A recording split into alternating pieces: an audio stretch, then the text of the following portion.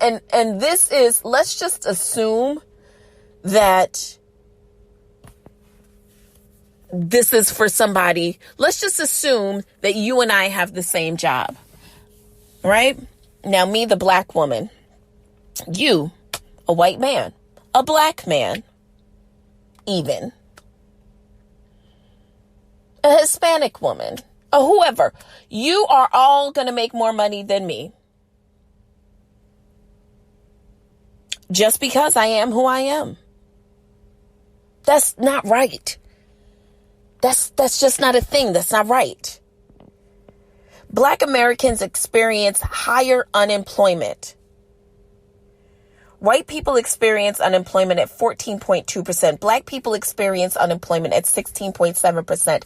Now, the reason why this doesn't make any sense is because the white population is sizing. Oh, Lord, let me get it together, child, because, honey, it is seismically larger than the African American population. Now, those figures are from April 2020 from the U.S. Department of Labor. White people in the U.S. are about what? I don't know. You guys outnumber us by 11%. So there's no reason why our unemployment rate should be 2 times higher than yours. There's less of us. There's less of us. The idea that we don't want opportunities, however, we aren't given opportunities, is part of the problem. And listen, maybe given isn't the right word. We aren't given the opportunity to have these opportunities, you know?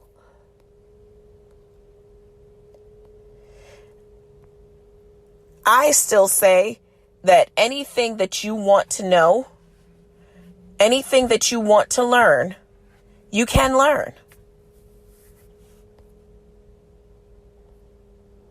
And I'm so sick of all lives matter. Like, child, bye. Yes, all lives do matter. But right now we're talking about the black ass ones. And shout out to Jeff Bezos of Amazon. So Jeff took it upon himself to post a wink wink correspondence between him and an Amazon customer. However, Jeff, darling, are you going to give that young black man who you guys fired from the Amazon plant in New York, or was it in Jersey or New York, because he complained about the work conditions during the COVID? And you guys fired him? You going to give him his job back? Or are you just going to hashtag Black Lives Matter? Oh, okay. I was just wondering. Just wondering, yeah, skiddly boo pop, skabba bump bump dump bump doo doo boo. Yo, don't you ever just have like a scoop a doop in your heart? Sometimes you do. You know what? You know who had a shoop in his heart? And he just felt like being honest? Justin Bieber. Justin Bieber made a little iOS press release where he said, I am inspired by black culture. I've benefited off of black culture. My style, how I sing, how I dance, how I perform, my fashion have all been influenced and inspired by black culture. I am committed to using my platform from this day forward to learn, to speak up about racial injustice and systemic oppression, and to identify ways to be part of much needed change. Okay, cool. That's what's up. Shout out to Kanye West, who was out there getting his march on in Chicago.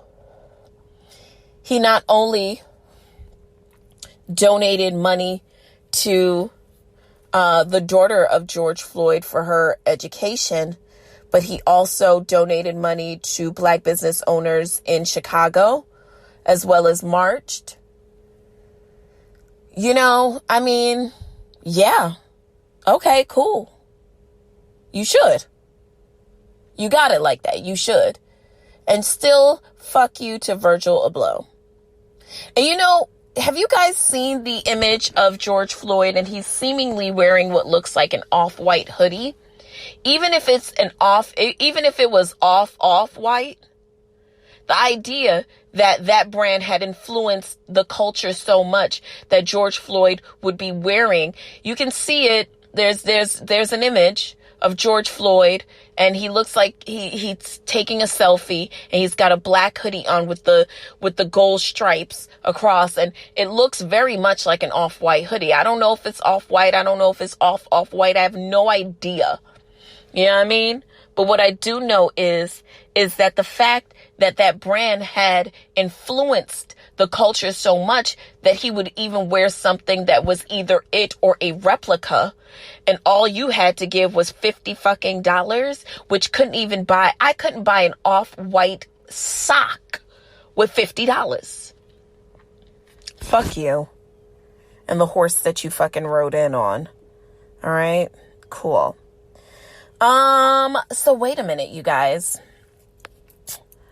Who's looking forward to outside opening back up just so y'all can see what everybody's giving? I'm kind of excited to know what the girls are giving out here. You know? I wonder, you know what I wonder? I wonder what the gym is going to be like. New York will, in fact, get back into their, their second phase of opening will happen in Westchester County this week. And then also you'll have some openings happening in New York City. I mean, I'm not sure if I'm ready, but I am ready to get my toes done. So we'll see how that works out. So, you know what? At this time, we are going to take a quick break. We're going to come back. We're going to set the table. And we are going to set the table for the 100th time. We'll be right back. And we are back. So, every week, we set the table for a deeper understanding on varying subjects. Anything from mindfulness to conscious thinking to funny anecdotal, whatever it is. The whole idea is that in order for you to receive certain blessings in life, or any blessing in life, there has to be a preparation that is made. You have to be able to set the stage for this thing to exist. When I thought about creating my own podcast, I had been a part of different podcasts, radio groups, and I always felt like being part of those things was exciting. You know, I loved the easeability of being able to rely on the fact that I would look to my left or look to my right and other people would be there. And we'd be there in solidarity, hoping that this thing that we were giving birth to together, that we would all love it in the same way. And in a lot of cases, in one particular case, it didn't work out that way for me. So, okay.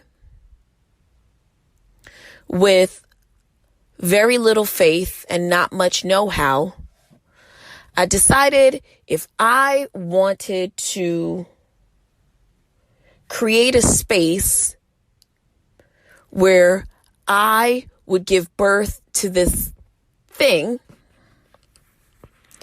and that there was going to be this love for it, it had to come from me. I had to set the table for it. I also wanted to create a safe space for people to feel like they could have varying opinions. They could say things that were out of pocket, as long as they were always open to the opportunity to learn. And you can only do that when you denounce your own ego. And you get married to the idea that you can't be married to any ideas. So what I wanted to bring to the table today was the mustard seed. I know you might be like, what? Listen.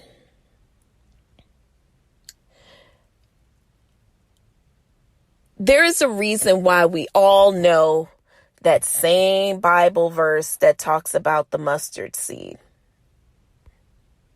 You know, the one that says, if you have the faith like a grain of a mustard seed, you can say to this mountain, move from here to there, and it will move. Nothing will be impossible unto you. Yes, I do know it. But here's the thing. That's just a verse about the mustard seed. We hear one thing about it. We hear the idea that this one small grain can produce something that is beyond what you would think this small grain can produce. Idea being that if you just have a little faith in God, it doesn't matter how big your problem is. See, what you don't often hear about is the fact that this small mustard seed also produces one of the largest garden plants and then becomes a tree. See, what you oftentimes aren't privileged to hear is that the idea that faith could be equivalent to the mustard seed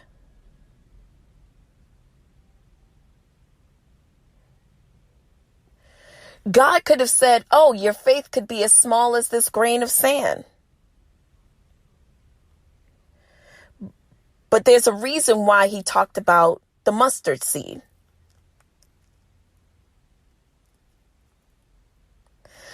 A mustard seed is a life-giving force.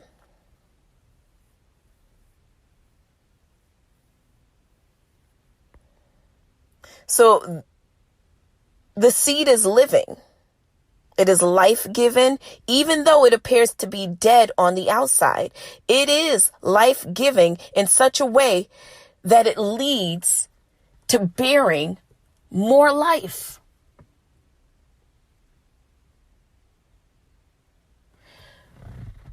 The thing that I became conscious of is that not only do I have to have the faith of a mustard seed, I am that mustard seed. You are that mustard seed. See, you can't just think about your faith as this external force, this thing that you just close your eyes and grip your fist and wish for. Your faith is inside of you. And that is the beauty of your faith being compared to a mustard seed. It is life-giving. It is a life force, that mustard seed. From that seed bears the fruit of more seeds. Get into it. In order for faith to be activated, it has to be living. See, you can't talk about the faith of a mustard seed and just be wishing, but only think of your faith as this external force that has no life. Because that same Bible talks about faith without works is dead.